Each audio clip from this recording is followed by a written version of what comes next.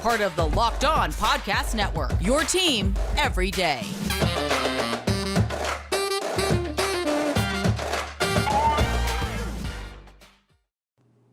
Hey, everybody, and welcome back into Locked On Bama. Luke Robinson, that's me. Jimmy Stein, that's him. Jimmy, how are you today? Oh, I'm good. I'm in Greensboro, North Carolina, and I'm not planning on the phone overheating. If the phone overheats in the hotel room, woof, hope not. You got a bad hotel room. What is it, the it Super 8? And I want to welcome in our new sponsor, Super 8. Oh, God. No, I'm just teasing. Not a Super 8, but it is super. We do have a sponsor in Run Your Pool, and we'll talk about them in just a minute as that is coming upon us, the tournament time. Meanwhile, Jimmy, things have been going pretty fast and furious with Alabama on the coaching and strength and conditioning front. A few things. First of all, Hall and Oates broke up. Peaches and Herb broke up, I think. Ashford and Simpson, I think they're still married, but they could have broken up. And now Ray and Baloo have broken. Yeah, Yee and Kim Kardashian. That's a good one. Good one. That's more topical.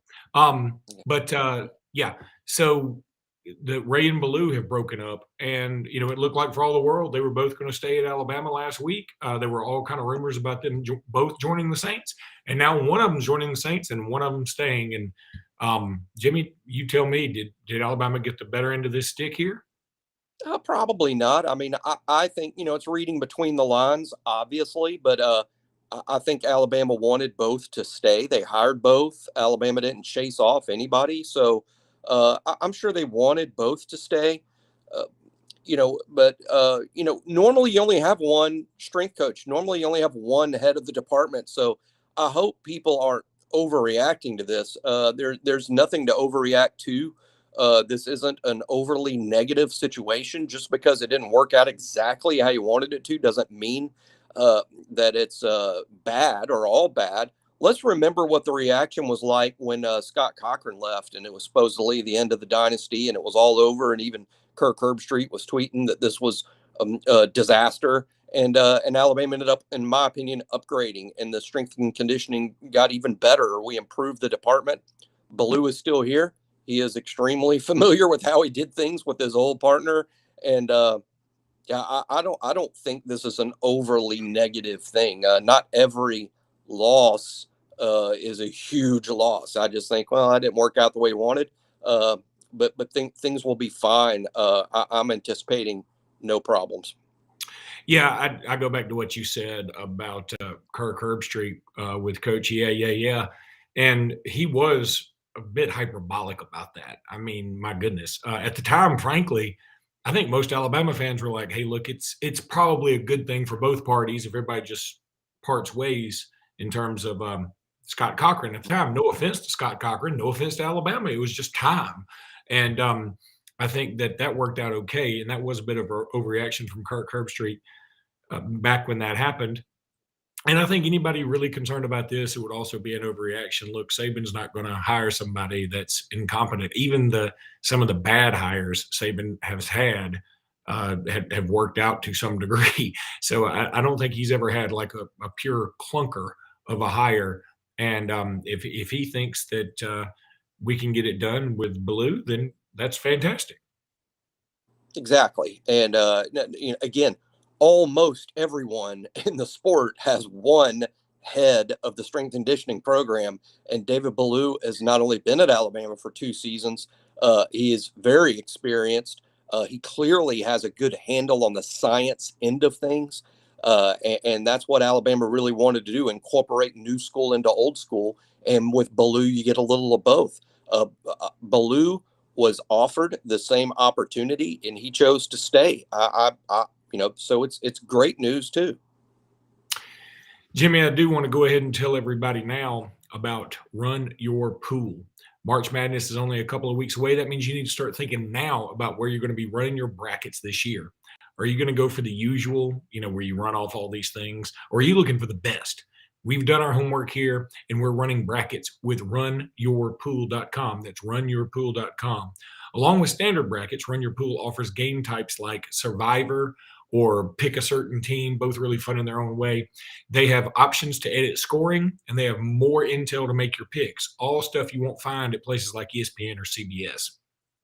If you've got a business, Run Your Pool can help you take some of that March Madness magic and make alongside your employees. Boy, I read that. I butchered it. Sorry. Or even gain customers. Plus, they offer full white glove customer support. That's crucial.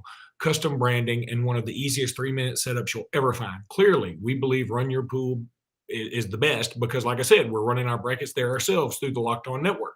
There's no truer test than that when we're doing it ourselves. If you want to play against us for a shot at the cash prize, join us at runyourpool.com/locked on. And while you're there, create your own pool for your friends and family. Enter Pure Madness, that's Pure Madness, all one word, at checkout for $10 off your custom pool. All the rules and details will be available there. That's runyourpool.com/locked on for your chance to win a cash prize. We look forward to seeing you and beating you there. And look, I'm usually pretty good at these brackets. That's a lie. I'm usually terrible at them. So you probably will beat me if you just sign up. Also want to tell you about Bet Online. Football might be over for the season, but basketball's in full steam, as you know. Pro and college hoop, they're just going strong. From all the latest odds, totals, player performance props to where the next fired coach is going to land, BetOnline.net is the number one spot for all your sports betting needs. BetOnline remains the best spot for all your sports scores, podcasts, and news this season. And it's not just basketball, y'all. BetOnline.net is the source for hockey, boxing, UFC, whatever you want. They've got it at BetOnline.net. Head to the website today or use your mobile device to learn more about the trends and actions at BetOnline.net. BetOnline, where the game starts. All right, Jimmy, some other news out there. Todd Grantham has joined as an analyst. That happened a couple of days ago. This is a guy who's been, he's been blown up on social media sometimes back in the day when he's been defensive coordinator at a couple of different spots. But I do think he's a pretty good coach, and I do think having him as an analyst can't hurt. And it's just being reported now that Cornelius Williams, a former Auburn wide receivers coach, has been hired at Alabama as an analyst. I'm beginning to wonder if we have more analysts than Russia, because Russia seems to make horrible decisions, and we have all the analysts in the world. We're overanalyzed, perhaps. I mean, I guess. But here's the thing: if everyone has a clearly defined task, if everyone has a clearly defined job, and they all report to the proper channels, it can be a very valuable thing. It can be just another set of eyes, another set of resources. He's an experienced SEC wide receiver coach. Interesting that he came from Auburn. I suppose it's a positive. As to Grantham, I think it's a pretty big positive because Grantham, he's been around a good long time. He's seen it all. And for all of the failures that he had, for instance, I don't think he did such a good job at Florida at all the past year and a half when he was at Florida. But before that, he had some pretty spectacular defenses. He did an outstanding job at Mississippi State one year. He had them in the top 10 in the country in defense, and they weren't exactly starting 11 NFL players out there. They were still playing in the SEC. So Grantham's guys have played really well. He also came up in the Saban system, so he knows our defense. And again, very experienced guy. There's one more set of eyes, one more voice, and it's just an asset that we have for anybody that's like, oh, Grantham did a terrible job last year. We didn't hire him to be the defensive coordinator. He's not in charge. He's not running the thing. He's just another set of eyes, some advice that you can choose to follow or not, and just gathering data and making suggestions. I think is outstanding.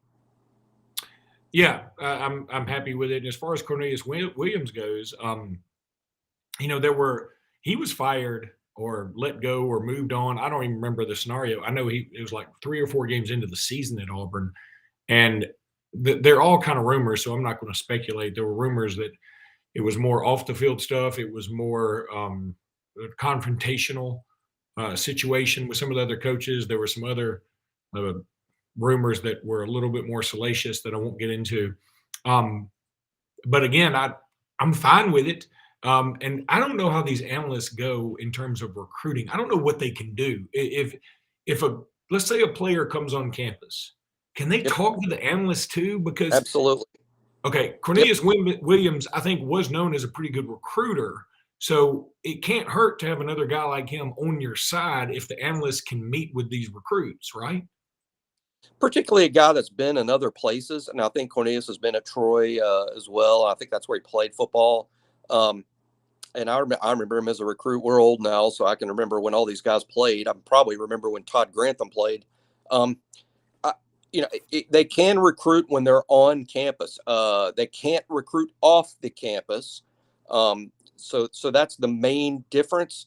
What I don't know, because I think it's a gray area, is communicating with recruits by phone. I'm not sure what the rules would be regarding all that for those support staff guys. Now, I'm sure they can do background stuff, and by that I mean there would be nothing wrong with Cornelius Williams or someone in his position as an analyst at Alabama contacting high school football coaches and saying, "Hey, it's Cornelius at Alabama, just checking on you guys.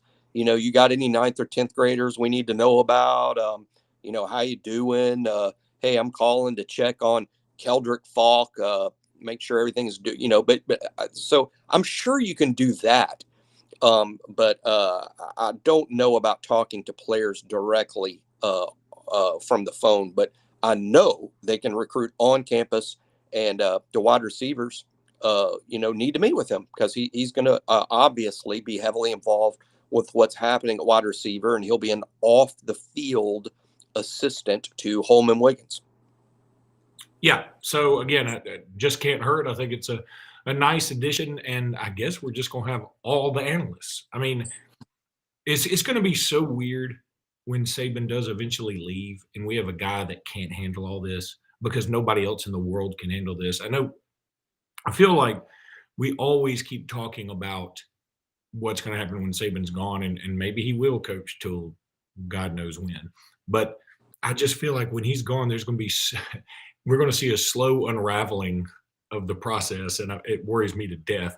I don't know why I can't just sit and enjoy the moment of awesomeness, but that's what I need to do. Jimmy, let's go ahead and take a break. When we come back, I want to talk about Keldrick Falk, who I called last night in a state championship game in basketball, and his brother, Jacaleb Falk.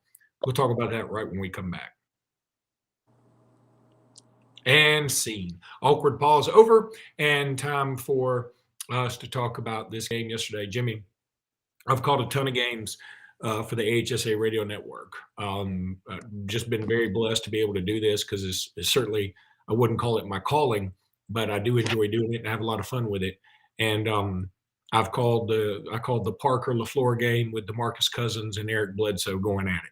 I called a 3 overtime game between Houston Academy and Pickens County that ended with a last-second buzzer beater that was unbelievable and lasted till the wee hours of the evening.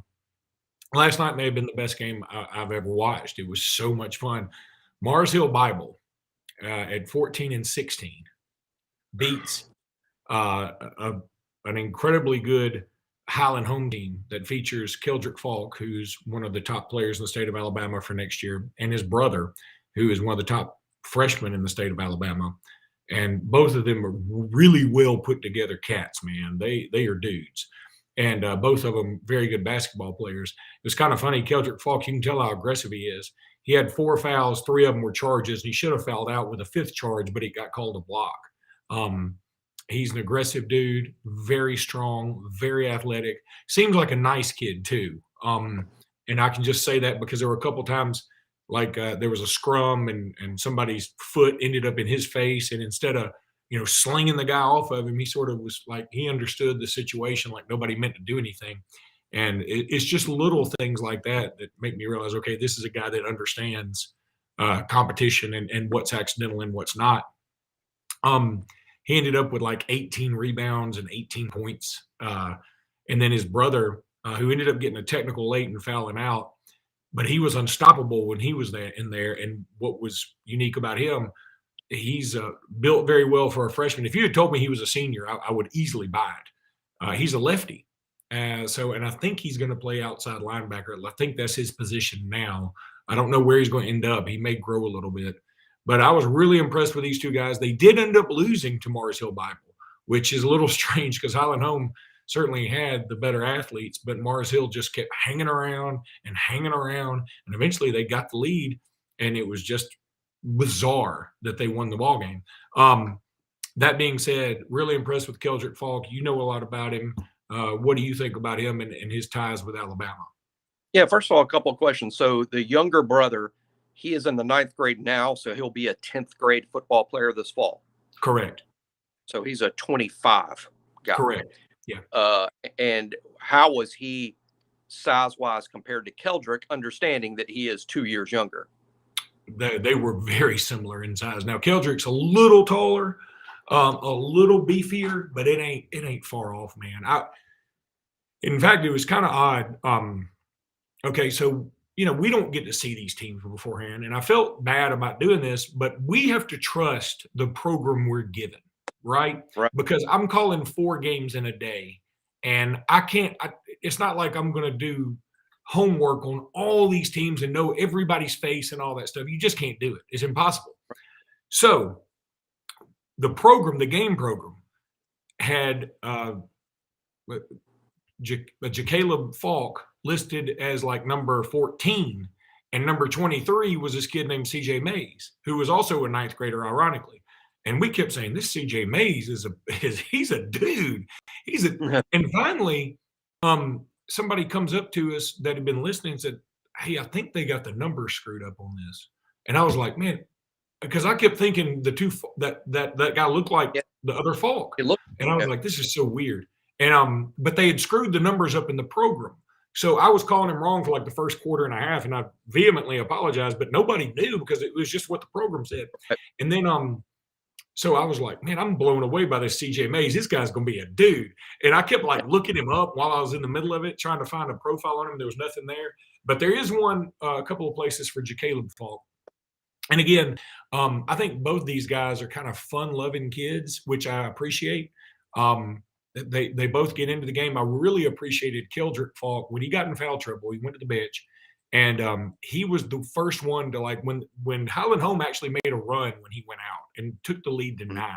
And it was mostly behind Jacaleb Falk, his brother, who was a lefty. And the reason was Keldrick Falk has this spin move that apparently has worked really well all year. But the scouting for Mars Hill was incredible. They prepared for it. And so every time he was about to spin, this kid named Bowerman from Mars Hill would step in front and he would draw the charge. I shit you not, Jimmy. I bet you he should have had 7 charges, but he didn't get called for all of them. And he's really aggressive and big. And so anyway, he goes in foul trouble and his brother comes in, and his brother doesn't do that spin move. They're very similar, but his brother's a lefty, and his brother's just like, I'm going to the basket. And so that kind of screwed up the game plan for Mars Hill. That's what spurred the run. Well, then there was another charge called on Falk, the elder Falk, and the younger Falk. And I think the younger Falk then complained about it to the officials and got a tech, and that was actually his 5th foul. So he was out. And once that happened, it was a problem. And Mars Hill they just kept hanging around. I can't tell you enough how it was so March Madness. Like, there's one team to me that was clearly better, but they couldn't finish off the other team. And I think the one team that was so much better was so used to teams laying down when they get up by 9 or 10, and Mars Hill didn't do it. So I give them a lot of credit. Did the offensive lineman from Mars Hill play for them, Kobe Keenum? Do you remember a big 6'3", 300? No, I don't remember him. I was just curious. Not every offensive lineman plays, even at these small schools, and they don't all play basketball. But he's a guy that Alabama hasn't offered yet, but has moderate interest. Auburn has offered Kobe Keenum. But Keldrick, here's the deal with Alabama and Keldrick Falk. He does have an Alabama offer. As we all know, what that means is, welcome to the pecking order. That doesn't necessarily mean that you're a take right now. Falk might be. I don't know. Here's what's interesting. I think almost any other year, he would just be an automatic take, period. The problem is there are multiple players in state that are all very similar. Keldrick Falk is a very similarly built prospect to let's say to Marion Parker, to Kelby Collins, to Marion Parker, Quay Russaw, Yanze Pierre. These are all pretty similar dudes. And I think to some extent it may affect who is a take and who's not, because you're not going to sign 4 or 5 guys to play one single spot. Some of it's going to be Alabama looking at all 4 or 5 of those guys and saying, okay, who's got some positional versatility? Who's going to stay this size? Who's going to grow much bigger? And those would all be factors. So Keldrick is a really, really, really good prospect. He's done nothing wrong. There's no flaw. It's just there's other kids that are just like him in terms of their height and their weight and their athleticism. So how is Alabama going to line those guys up? Because they're all going to be interested. If Keldrick doesn't end up at Alabama, I'll predict right now that he ends up at Clemson. Interesting. Yeah, he's an emotional dude. I liked him a lot. As I said on the broadcast last night, I think he's the 11th or 12th best player in the state. If there are 11 or 10 or 11 players better than him, it is a much better year than even we thought, which is an incredible year. So he's top 5 most years. That's a top 5 kid, easy, if not top 6 most years. But this year is, as we talked about yesterday or recently, 18 guys from the state of Alabama made the On 300. 18. On 3 hadn't been around forever. We have gone back and recreated classes in the recent past, so everyone can have sort of a baseline to look at.